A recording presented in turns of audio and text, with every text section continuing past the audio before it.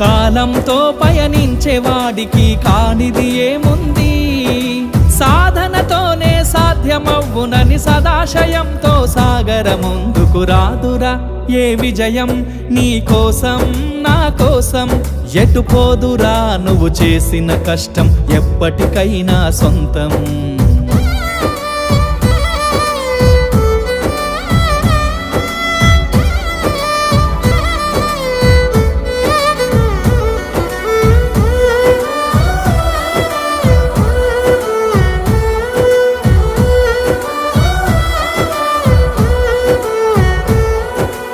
ఆకాశంలో అలలాగా పోయే ఆ పక్షులనే చూడు, అనుకున్న గమ్యమెంతున్న గాని అవి ఆపవు తమ పరుగు.